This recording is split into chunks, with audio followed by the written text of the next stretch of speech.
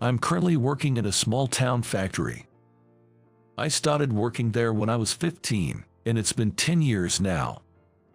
After graduating from middle school, my family was poor, so I couldn't continue to high school like my classmates. To be honest, of course, I felt some disappointment.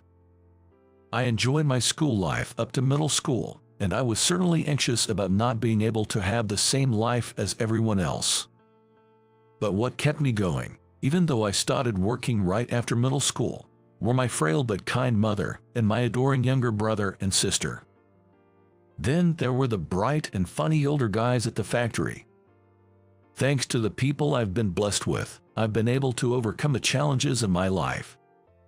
That's what I believe. But maybe because of the way I've lived, I've developed an attitude of letting go of those who leave.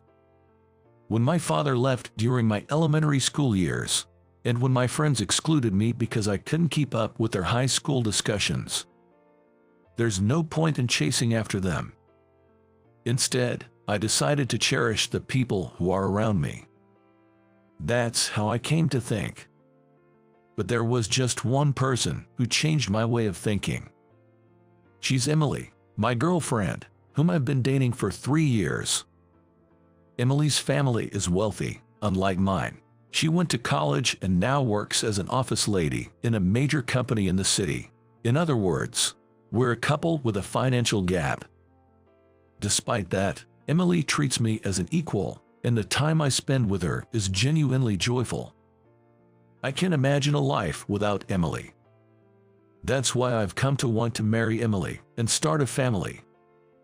I may not be able to offer her luxuries, but I've decided to always make her laugh regardless. And so, I began preparing for the proposal. There seemed to be various ways to propose, like dinner at a hotel, a big bouquet, or a surprise at a theme park, as I found out on the internet. Since a proposal is a once-in-a-lifetime event, I wanted to make it something memorable and joyful for Emily. What I thought of was proposing in a hotel room. Emily and I met through our shared hobby of photography. We both love cameras. So we often traveled to see landscapes we wanted to capture, staying at local hotels. Usually, we chose cheaper hotels since photography was our priority. But this time, I secretly reserved a luxury hotel to surprise her. The night view from the terrace was also highly recommended, so I thought it would be enjoyable for our photography hobby. Thinking this, I managed to reserve a luxury hotel by spending months saving up. And then there's the engagement ring that I couldn't forget. I didn't want to skimp on this just because I'm poor. I want to walk for life with her. To convey that feeling, I couldn't compromise on this.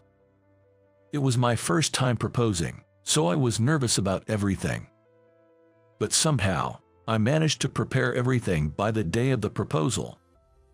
And then, the day of the proposal, we went to take photo of the sea, a place we had talked about visiting. Following that, we went to the luxury hotel I had reserved, and Emily was, as expected, surprised. We're always joking around, so at first, she thought it was a joke. But when I told her it was real, she was really surprised. The first surprise was a success. Feeling relieved inside, I asked Emily to wait on the lobby sofa while I went to the front desk. I thought the staff at the front desk were very elegant, fitting for a luxury hotel. It was my first time staying in such a hotel, so I was a bit nervous when I approached the staff. "I have a reservation for one night, under the name Anderson," I said. As I said this and looked at the staff's face, it felt like I had seen him somewhere before. Thinking it was just my imagination, I didn't pay much attention and waited for the staff to speak. "Could I also have your first name, please?" My name is Michael Anderson." It was just a simple exchange, but I felt a slight cloud over my heart.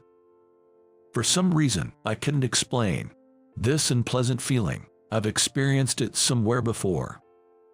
Why am I recalling such things at this moment? Just when I was trying to suppress the resurgence of unpleasant memories from the past. There's no reservation under that name." I was startled by the soft voice. "Right, this hotel staff, isn't he David, my middle school classmate?" When I looked up at his face, I saw the same disdainful expression he often had back then. "What do you mean?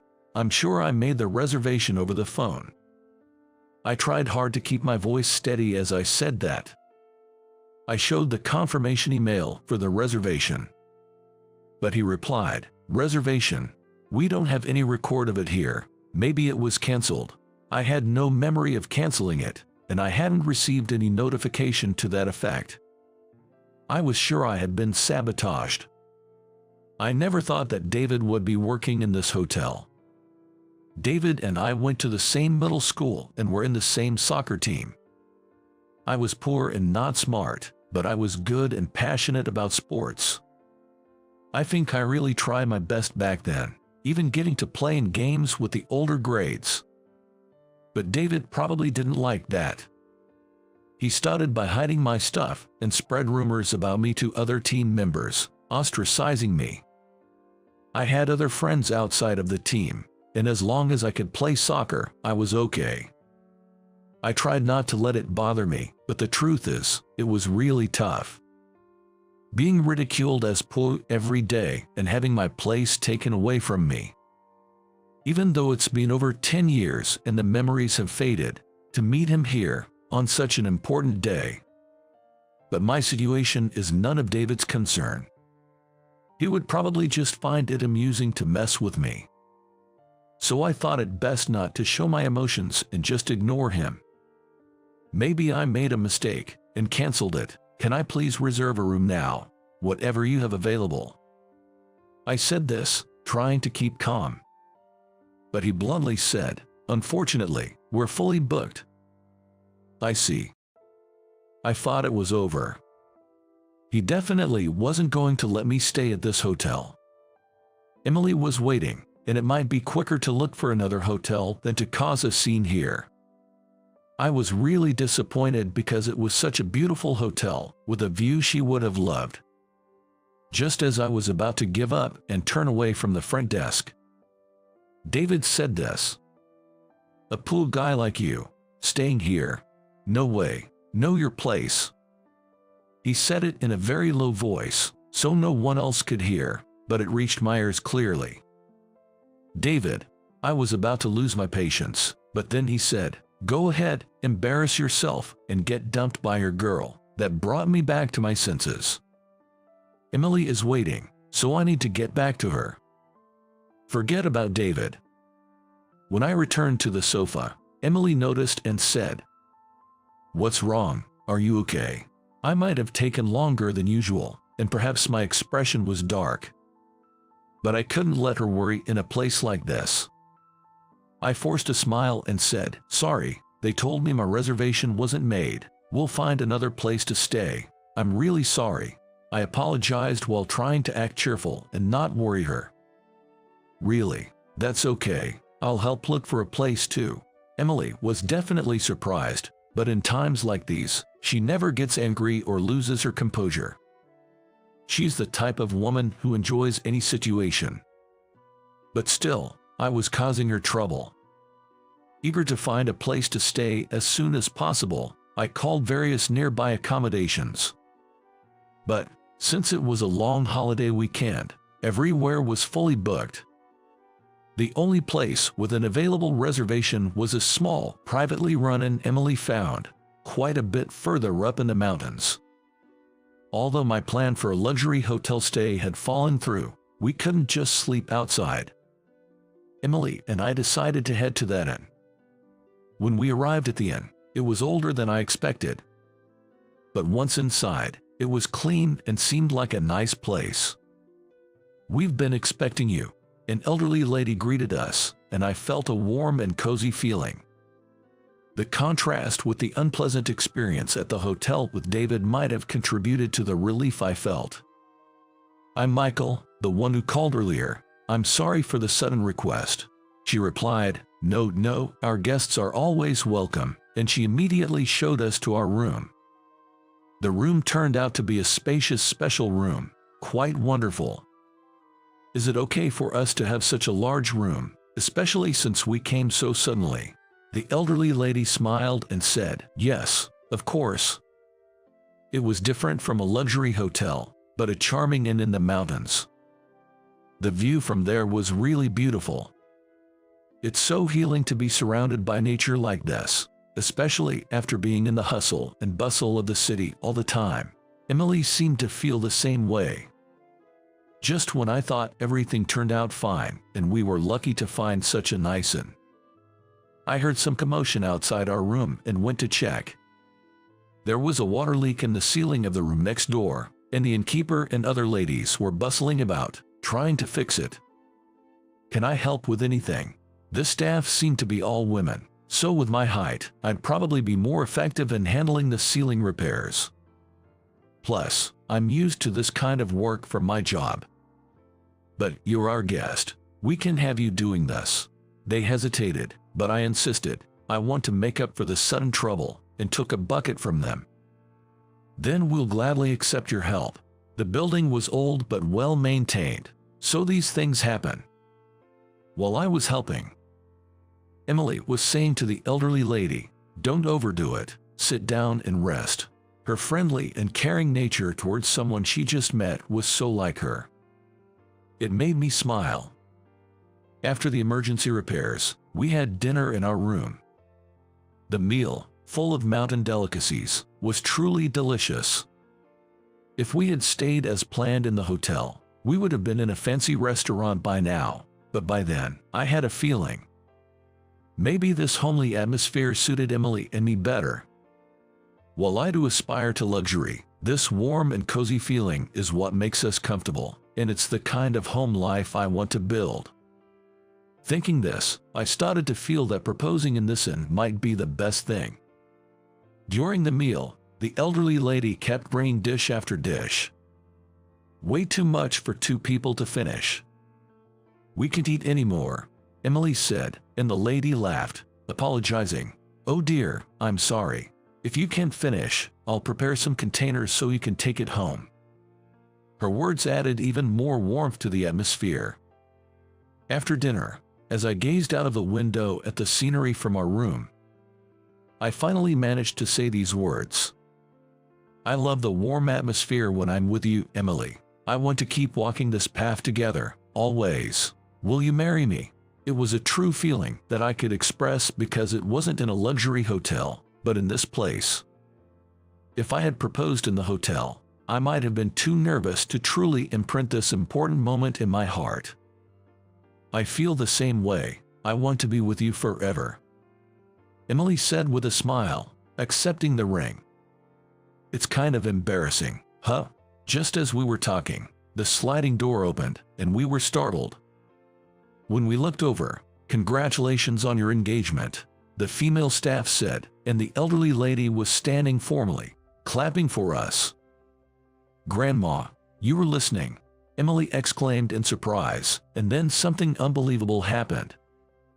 I was a bit curious. Michael, please take care of my granddaughter. Her eyes were filled with tears. Wait, granddaughter, what? I couldn't comprehend the situation and had to ask Emily to explain. Turns out, this inn was Emily's mother's family home, and the elderly lady was indeed Emily's grandmother. Sorry I didn't tell you. I just never found the right moment. I used to come here to play when I was little. It's a place full of memories for me. That's why I was so happy when you liked it. It was completely unexpected and quite a twist of events. But the next day, another surprising development awaited us. As we were about to check out of the inn and headed to the reception, incredibly, there was David, the very person who had refused us a room the day before. Next to him was an unfamiliar, portly man. When David noticed us, he approached, his demeanor entirely different from his condescending attitude the day before, and apologized. Sorry about yesterday. Huh? Then the man who followed David hit him on the head. Sorry, that's not how you apologize to a guest. We are truly sorry is what you should say. Truly, I'm very sorry. As I stood there dumbfounded, The man spoke in a gentle, calm voice that didn't match his earlier anger. "Michael, I am terribly sorry for the inexcusable behavior of our employee. I am Kevin, the manager. To apologize. We have arranged a complimentary 2-night stay in our suite room. Please call me directly using this business card whenever you'd like to stay." "Really? Is that okay?" "Of course. Please do come with your wife." Emily and I looked at each other, bewildered, but decided to ask the question on our minds. May I ask something?" "Yes, of course." How did you know we were here, and why did you call her my wife?" "I am sorry, but I am the one called them." A voice came from behind, and there stood the grandmother. I was worried when Emily suddenly wanted to stay over. "When I heard you were turned away from the hotel, I couldn't believe it. That hotel is run by a friend of mine, so I asked her to check. It's unacceptable to refuse important guests without a serious reason." David and manager Kevin received a long lecture from the grandmother. "Grandma is strict when it comes to work," Emily whispered to me with a chuckle. Afterward, it seems David was fired from the hotel. Though I was initially disappointed about not staying in the luxury hotel, it turned into an unexpected twist of fate. On the day we registered our marriage, we were able to stay at the luxury hotel we had always admired. Incredibly, they not only provided the stay but also prepared a commemorative cake and a surprise bouquet, offering us the best hospitality. Since then, after some discussions, we are now working at that inn. The grandmother is really strict, and I'm still getting used to things, often getting scolded. Occasionally, my younger brother and sister bring my mother to stay, and Mr. Brown, the owner of the factory I used to work at, uses it for company trips, so I still keep in touch with the old guys from there. Our inn, nestled in the mountains and not new, offers a place for guests to relax and rejuvenate, and that's what we aim to provide, the best hospitality. And together with Emily, I want to cherish and preserve this inn of memories.